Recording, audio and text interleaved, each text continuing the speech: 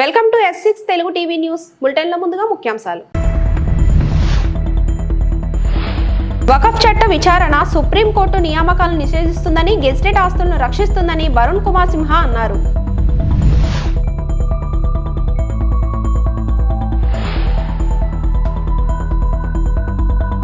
గోవిందునికి తల్లి లాంటి గోవుపై అసత్యాలు పలికిన మాజీ టీటీడీ బోర్డు చైర్మన్ భూమన కరుణాకర్ రెడ్డి.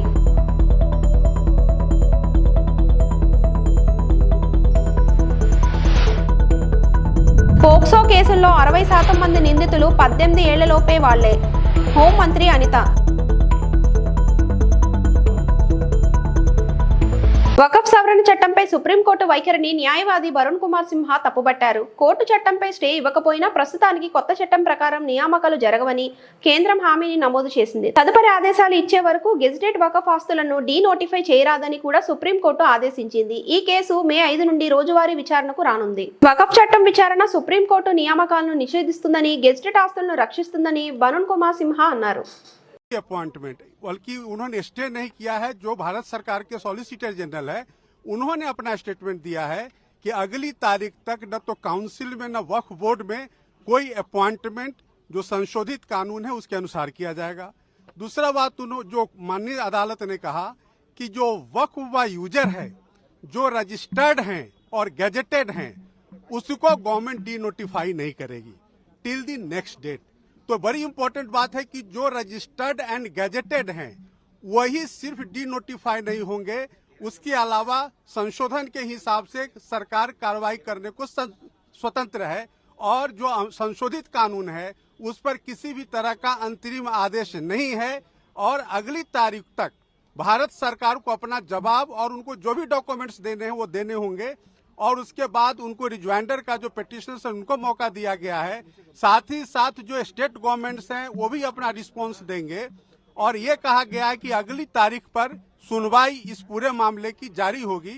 तो माननीय सर्वोच्च न्यायालय को जो रेस्पोंडेंट्स यानी कि भारत सरकार ने कहा कि हम डे टू डे सुनवाई के लिए तैयार हैं।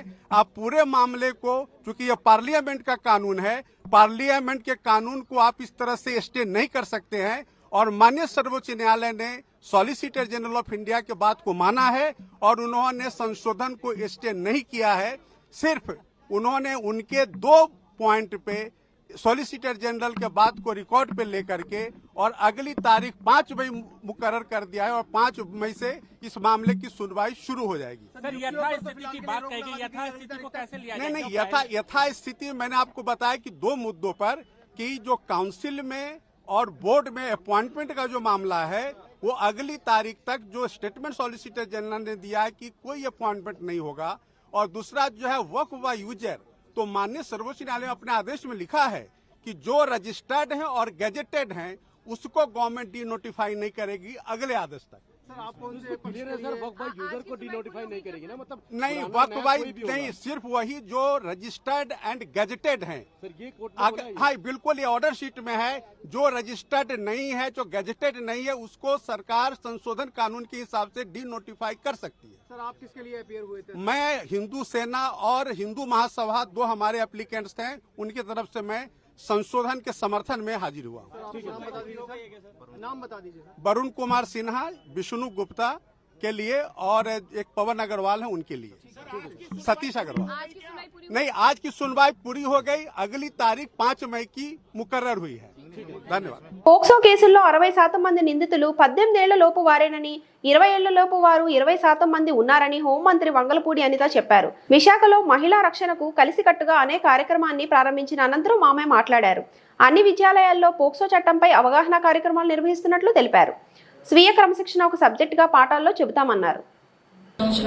నేను ఆ కేసు చూడేసరికి ఎంత బాధ అనిపించిందంటే అబ్బాయి చాలా మెరిట్ స్టూడెంట్, ఏమీ లేదు. అబ్బాయి అమ్మాయిని అఘాయిత్యం చెయ్యబోయాడు, అమ్మాయి సెక్షువల్ హెరాస్మెంట్ చేస్తున్నాడు అని చెప్పి ఒక కేసు పడింది. ఆ కేసు పడిన వెంటనే అబ్బాయి మీద పోక్సో యాక్ట్ రిఫ్లెక్ట్ అయింది. రిఫ్లెక్ట్ అయిన వెంటనే అబ్బాయిని తీసుకెళ్లి జువెనైల్లోకి వేస్తారు. ఎన్నో సంవత్సరాలు పడుతుంది, ఏముంది బెయిల్ నుంచి బయటకు వస్తాడు, తర్వాత వాడు పనాడు చేసుకుంటాడు, ఎప్పుడుకో అయితే అది లేని శిక్ష, అప్పుడు మన పెద్దవాళ్ళైపోయి అందరూ మర్చిపోతారులే అని మీరు అనుకుంటారు. కానీ ఈ రోజులు అలా లేవు. పోక్సో కేసులకి ప్రతి ఒక్క జిల్లాలోని కూడా స్పెషల్ కోర్ట్స్ నడుస్తున్నాయి, స్పెషల్ జడ్జెస్ ఉన్నారు. ఒక్కసారి పోక్సో కేసు పడింది అన్న తర్వాత వాడికి జీవిత ఖైదు 25 సంవత్సరాల జీవిత ఖైదు, ఒక్కొక్కసారి అబ్బాయి చేసిన ఎఫెన్స్ బట్టి 2 times ఆఫ్ జీవిత ఖైదు, ఒక్కొక్కసారి 20 సంవత్సరాలు 25 సంవత్సరాలు, నీకున్న 17 సంవత్సరాలకి ఇంకో 27 సంవత్సరాలు 25 సంవత్సరాలు అంటే ఆల్మోస్ట్ మిడిల్ ఏజ్ వచ్చేటంత వరకు కూడా నువ్వు జైల్లో మగ్గిపోతే నీ మీద ఎన్నో ఆశలు పెట్టుకుని బతుకుతున్న నీ తల్లిదండ్రుల పరిస్థితి ఏంటి, అన్నయ్య అన్నయ్య అని చెప్పి 10 మందికి చూపించుకునే నీ చెల్లి పరిస్థితి ఏంటి? ఒక్కసారి ఆలోచించండి. కుటుంబం తాలూకు ఆలోచన తీరేలా ఉంటుందో ఆలోచించండి. నేను ఇది మిమ్మల్ని భయపెట్టడానికో లేకపోతే ఏదో జరిగిపోతుందని చెప్పడానికో కాదు. వన్స్ ఒక్కసారి అటువంటి సెక్షువల్ హెరాస్మెంట్స్ కేసు కానీ, పోక్సో కేసు కానీ, నిర్భయ కేసు కానీ, ఎందుకంటే ఇప్పుడు నేను తీసుకోవడానికి గల ప్రధానమైన కారణం ఏంటంటే రీసెంట్ గా సిపి విజయవాడ ఒక అనాలిసిస్ చేశారు about POCSO act. POCSO act గురించి ఒక అనాలిసిస్ చేస్తే 20% ఆఫ్ అక్యూజ్డ్ బిలో 18 years అబ్బాయి. విక్టిమ్స్ అన్నవారు ఎలాగో లోపల 18 years లోపలే ఉంటారు పోక్సో యాక్ట్ అయితే. 20% మళ్ళా 59% ఆఫ్ అక్యూజ్డ్ ఏజ్ గ్రూప్ తెలుసా? 19 to 23 ఏజ్ గ్రూప్ వాళ్ళు 59%. అంటే అరౌండ్ 23 years లోపు ఉన్న వాళ్ళ దగ్గర చూసుకుంటే 80% అక్యూజ్ అదే ఏజ్ గ్రూప్ వాళ్ళు ఉంటున్నారు. వాళ్ళ ఏజ్ లోని కనుక వాళ్ళకి ఒకసారి శిక్ష పడి ఒకసారి జైల్లోకి వెళ్ళి బయటకు వస్తే వాళ్ళ భవిష్యత్ ఏంటనేది ఒక్కసారి ఆలోచన చేసుకోవాల్సిన అవసరం ఇక్కడున్న ప్రతి ఒక్కరికి మీకు ఉంది, మిమ్మల్ని టీచ్ చేసే టీచర్స్ కి కూడా ఉంది, మిమ్మల్ని గార్డ్ చేసే మాకు కూడా ఉంది. ఇదే యాక్ట్ ఇందాక నేను చూసి మా వాళ్ళని అడిగాను, అసలు పోక్సో యాక్ట్ ఎన్ని చట్టాలు ఉన్నాయా అంటే నాకు ఒక 3 pages లిస్ట్ ఇచ్చారు. అంటే ఇన్ని చట్టాలు ఉన్నాయి. పోక్సో సంబంధించిన యాక్ట్ లో ఆ అమ్మాయి ఒంటి మీద చేయేస్తే అమ్మాయి నన్ను సెక్షువల్ హెరాస్ చేసాడని ఒక మాట చెప్తే చాలు మీరు లోపలికి వెళ్ళిపోతారు. నాకు ఒక్కసారి అనిపిస్తుంటది, నేను చిన్నప్పుడు నేను చదువుకునే ఏజ్ లో హ్యాపీగా నైట్ 8 o'clock కూడా ట్యూషన్కి వెళ్ళి ట్యూషన్ నుంచి సేఫ్ గా మేము ఇంటికి వచ్చేవాళ్ళం. కానీ ఈ రోజు 6 గంటల టైంలో ఒక ఆడపిల్ల ఇంటికి పంపించాలంటే అమ్మా వెళ్తున్నా, అమ్మ ఆటో ఎక్కాను, అమ్మ దిగానని చెప్పి లైవ్ లొకేషన్ పెట్టండి అని చెప్తాం. మీరు నమ్ముతారా? ఈ రోజుకి కూడా ఇస్ హోమ్ మినిస్టర్ మా అబ్బాయి ఆర్కిటెక్చర్ 4th year చదువుతున్నాడు, వాడిని బెంగళూరు పంపించేటప్పుడు ఒకరిని పంపించేటప్పుడు, కానీ మా అమ్మాయి +2 చదువుతుంది, అమ్మాయి స్కూల్కి వెళ్ళేటప్పుడు ఇచ్చిన డ్రైవర్ కి లైవ్ లొకేషన్ పెట్టమంటాను, అమ్మాయి లైవ్ లొకేషన్ పెట్ట. పల్నాడు జిల్లా దాచేపల్లి పోలీస్ స్టేషన్ కు బేడీలు. కూటమి నేతలపై అనుచిత పోస్టులపై మంగళగిరికి చెందిన YCP social media activist Paleti కృష్ణవేణిని నిన్న రాత్రి హైదరాబాద్ లో అదుపులోకి తీసుకున్న దాచేపల్లి పోలీసులు. పోలీస్ స్టేషన్ లోకి ఎవరూ రాకుండా స్టేషన్ కు బేడీలు వేసిన వైనం. ఉదయాన్నే సమాచారం తెలుసుకుని పోలీస్ స్టేషన్ వద్దకు చేరుకున్న వైసీపీ నేతలు ఏదో నేరాలు ఘోరాలు చేసినట్టు నిర్బంధించడం ఏమిటని ప్రశ్నిస్తున్న వైసీపీ నేతలు ముద్దాయికి బేడీలు వేసినట్టు పోలీస్ స్టేషన్ గేట్లకు బేడీలు వేసి మరి నిర్బంధించడంలో ఉంచడం ఏమిటని మండిపడుతున్న వైసీపీ వర్గీయులు.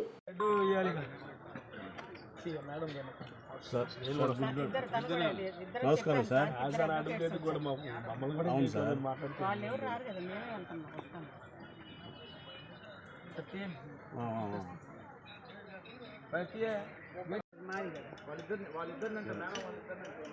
తర్వాత వాళ్ళ చిక్కి వాళ్ళే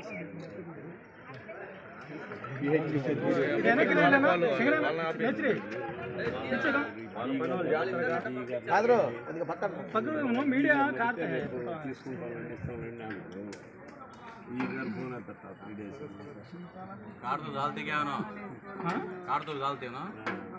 అసలు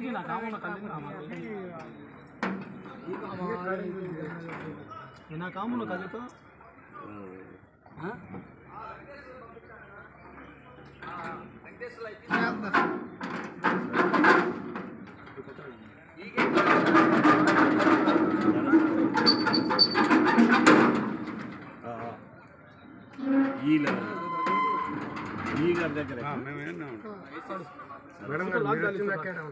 శ్రీకాళహస్తిలో పీఆర్ఎస్ గెస్ట్ హౌస్ నందు మీడియా సమావేశం నిర్వహించారు. బొజ్జల వెంకట సుధీర్ రెడ్డి మాట్లాడుతూ మాజీ సీఎంపై జగన్పై శ్రీకాళహస్తి ఎమ్మెల్యే బొజ్జల సుధీర్ రెడ్డి సంచలన వ్యాఖ్యలు చేశారు.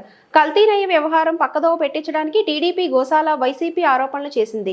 భూమన ఏదో దగ్గరుండి చూసినట్టు 100 ఆవులు చనిపోయాయని అంటున్నారు. జగన్ ఆవు మాంసం తిని గోమాత గురించి మాట్లాడడం సరైనది కాదని, కడపలో గోశాల నిర్మిస్తామని కేంద్రం నుంచి 780 కోట్లు గోమాలలు చేసిన మాజీ సీఎం జగన్ మీద ఎమ్మెల్యే మండిపడ్డారు. ఈరోజు చూస్తే దయ్యాలు వేదాలు వెల్లించినట్టు ఈ కరుణాకర్ రెడ్డి గారు మాజీ చైర్మన్, మాజీ ఎమ్మెల్యే తిరుపతి చేసిన ఆరోపణలు దగ్గర 100 ఆవులు చనిపోయినాయంట. ఈయన దగ్గర నుండి చంపాడా, దగ్గర నుండి చూశాడా? కరెక్ట్ లెక్క చెప్తా ఉన్నాడు. అంటే అంత కరెక్ట్ నెంబర్ చెప్పాడంటే మరి వాళ్ళలో ఏమైనా చంపారా అని నాకు అనుమానాలు కలుగుతున్నాయి. ఎందుకంటే కరుణాకర్ రెడ్డి మనవాడు చెప్పాడు ఆయన, మా వాళ్ళు పైన 2000 మంది ఉన్నారు, అన్నీ మాకు ఇన్ఫర్మేషన్ వస్తున్నాయి, అన్నీ మేము తెలుస్తున్నాయి, మాకు ఏమేమి జరుగుతున్నాయి అని చెప్పినాడు. ఒకవేళ ఈ ఆవులు చనిపోయాయని తప్పుడు ఆరోపణల వెనకాల ఏమన్నా కరుణాకర్ రెడ్డి హస్తం ఉందేమో అని చెప్పి నాకు డౌట్ఫుల్గా ఉంది. నెంబర్ 1. నెంబర్ 2, కరుణాకర్ రెడ్డి ఏ మతం కులాన్ని మరి ప్రీచ్ చేస్తాడు? ఆయన నాస్తికుడు. వాళ్ళ బాస్ జగన్మోహన్ రెడ్డి అంతకన్నా పెద్ద నాస్తికుడు. ఆయన నాస్తికుడు అనేదానికన్నా క్రిస్టియానిటీ ఎక్కువ ప్రీచ్ చేస్తాడు. మరి ఉన్నట్టుండి వెంకటేశ్వర స్వామి మీద వీళ్ళిద్దరికీ ఎందుకు అంత ప్రేమ వచ్చిందో నాకు అర్థం కాలే. నిజంగానే 100 ఆవులు చనిపోయి ఉంటే ఈ 9 నెలల నుంచి కరుణాకర్ రెడ్డి నిద్రపోతున్నాడా? లడ్డూ వ్యవహారం వచ్చినప్పుడు, లడ్డూ స్కామ్ జరిగినప్పుడు, లడ్డూలో ఏదైతే ఆయిల్ మరి బీఫ్ ఆయిల్ కావచ్చు, పోర్క్ ఆయిల్ కావచ్చు, ఇవన్నీ రకరకాల ఆయిల్ వస్తున్నాయని చెప్పి ఏవైతే విజిలెన్స్ రిపోర్ట్లో వచ్చిందో, మరి ఆ రోజే ఎందుకు ఈ ఆవుల గురించి చెప్పలేదు? కేవలం రాజకీయ లబ్ధి పొందానికి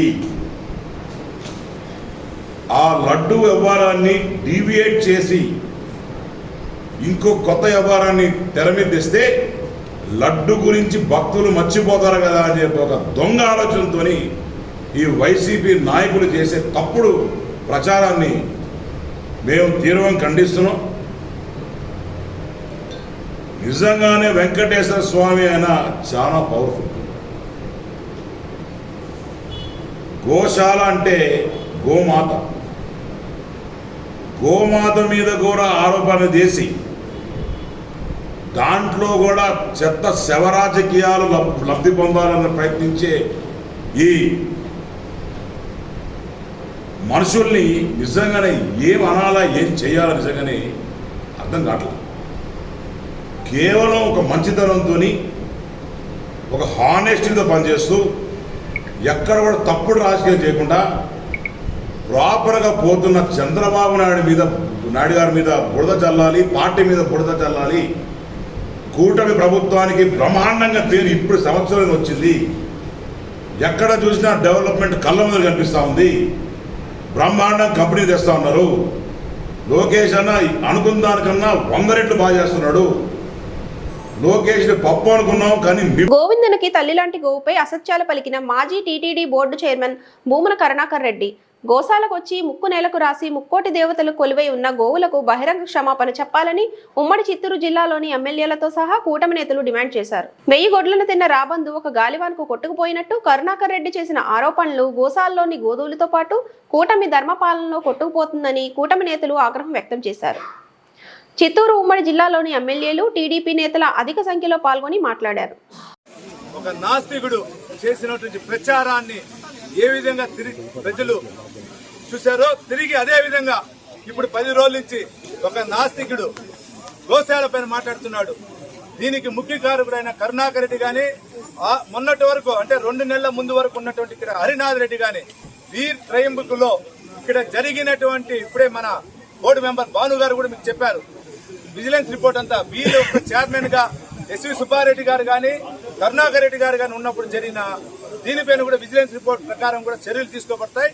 ఒకటి మీరు మీ యొక్క అనుంగా శిష్యుడైనటువంటి 2019 నుంచి 24 వరకు ఉన్నటువంటి ఎమ్మెల్యే చంద్రగిరికి చెవిరెడ్డి భాస్కర్ రెడ్డి ఆ రోజు పెరుమాళ తుఫాను అంటే 21లో వచ్చిన తుఫానికి నవంబర్ 22లో తుఫాన్ రోజు జరిగింది. దీనికి ఏ విధంగా ఇక్కడ కుతంత్రం అయి గోశాల గోడ కొట్టిన రోజు సుమారు 85 ఆవులు చనిపోయింది, లేక దూడలు.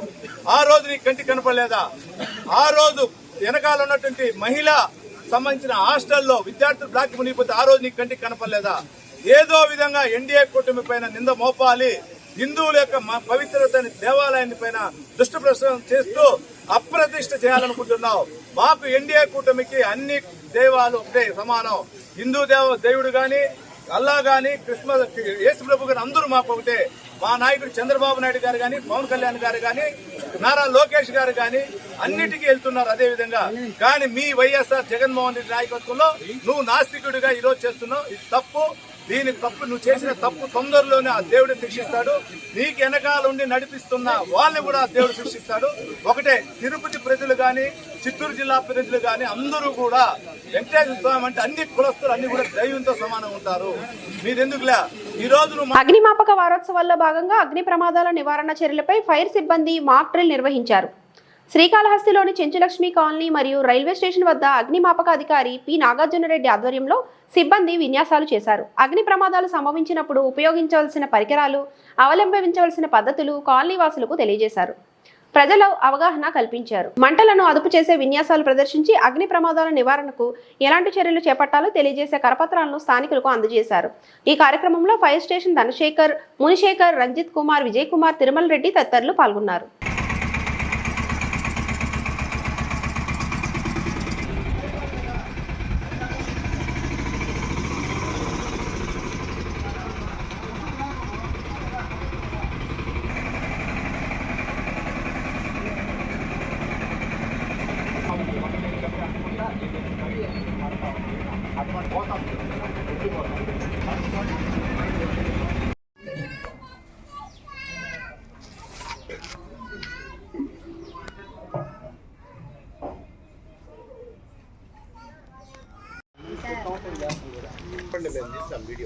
సార్ మేడం అది వీడియో మీరు దిగుతుంది సార్. ఇది చూడు Mahesh, Ranjith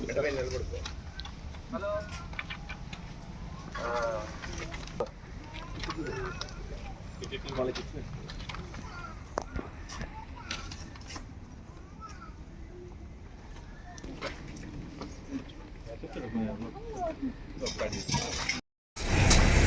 For the time attention of passengers, train number 17480 Tirupati Puri Express, coach position from engine first, second, SLR third, general compartment, fourth, general.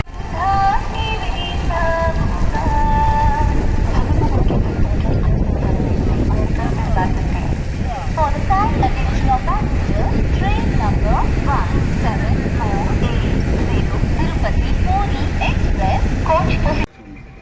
ఇదేంటి దీంట్లో గ్యాస్ ఉంటుంది, మళ్ళా తిప్పేసి ఇంకోటి లీక్ ఎందుకు అవుతుందో ఏమేమి దేని వల్ల లీక్ అవుతుందో తెలిసి పెట్టుకోవాలి. అన్నం పొయ్యికి పోయి ఉంటుంది కదా ట్యూబ్, ఆ ట్యూబ్ ఎలికలు కొరికేసినా ఏదైనా డ్యామేజ్ అయినా లీకేజ్ వస్తుంది. అప్పుడు మీకు తెలియకుండా వచ్చి నువ్వు ప్రాణంతో పైకి ఉన్నప్పుడు తెలియకుండా వచ్చి నువ్వు అర్థం తీసావనుకో అది పాటు ఒకటి ఫుల్ ఉండేది లోపల పెట్టుకొని ఎంటీ కానీ ఫుల్ కానీ మెట్టు కింద రూమ్లో కానీ పక్కన కానీ పెట్టుకోవాలి. పరిసరాలంతా బీఫ్ మూడ్లో గోతాలు వేస్ట్ అంతా సిలిండర్ దగ్గర వేయకూడదు, శుభ్రంగా పెట్టుకుని. ఎందుకు వేయకూడదంటే ఫైర్ అయినప్పుడు చుట్టుపక్కల అంటుకున్నప్పుడు సిలిండర్ దాని మధ్యలో చేరిందనుకో ఈ మంట అంతా వేడంతా తగిలి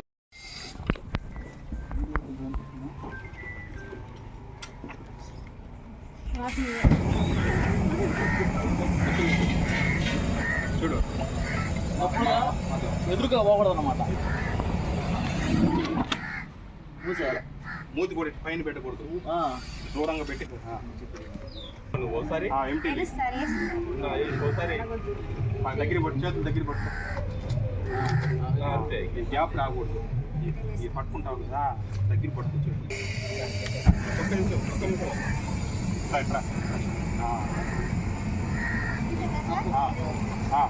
తిప్పో టక్కని తిప్పో అంతే. Very good. వేసేటప్పుడు కూడా మన చున్ని మన వెంట్రుకలు సరి చేసుకోవాలి. ఇది ఆరిపోయేటప్పుడు జాగ్రత్తగా పెట్టుకోవాలి. తీసేసి రెగ్యులేటర్ ఆఫ్ చేసి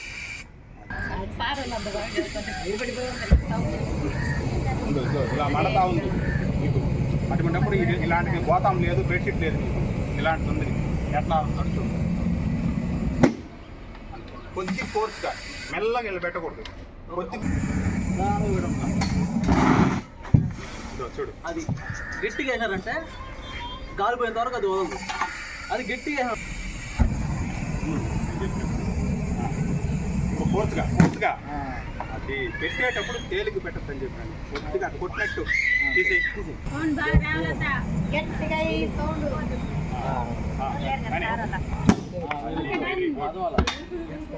తీసి ఇలా మండుతుంది ఇప్పుడు. ఇలా లీక్ మండుతుందంటే ఏడ మండుతుంది కదా, ఇక్కడ మంట లేదు. వెనకాల నుంచి వచ్చి ఇలా కూర్చొని ఇలా చేయి ఇలా బానిచ్చి కాదు దానికి సరిపోవాలి. కరెక్ట్గా మోతున్నది అనుకో, దాన్ని ఎత్తుకొని ఎప్పుడు పెట్టేయకూడదు. ఒక పక్క నుంచి చూడు కొంచెం పెట్టేసి. నిప్పు కూడా మనలాగే గాలి లేకపోతే బతకలేదు.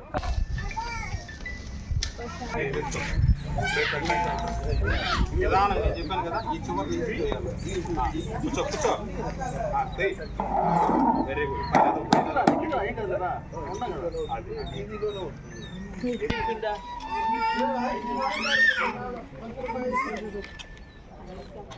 దాని మీద ఏమవుతుందంటే ఇలా అంటుకుని మండతా ఉన్నది నూనె పడలో ఒక సైడ్ నుంచి కూడా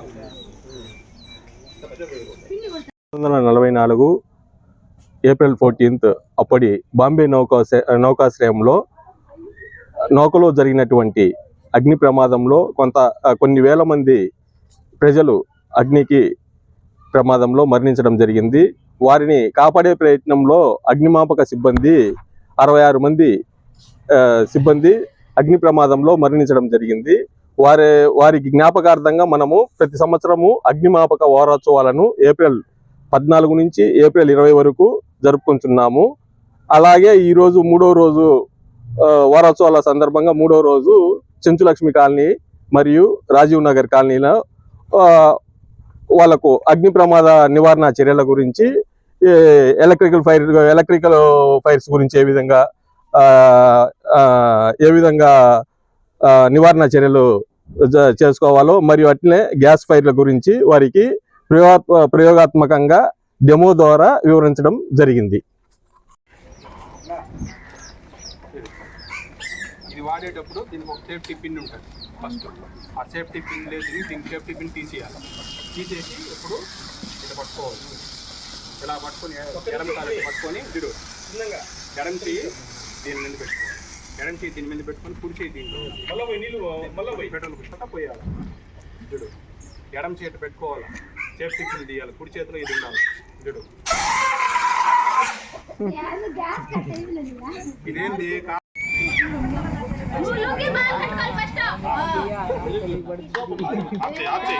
ఆసన్న గారి జీవన్ రెడ్డితోనే సామాన్యులు బీఆర్ఎస్ పార్టీకి దూరమయ్యారు.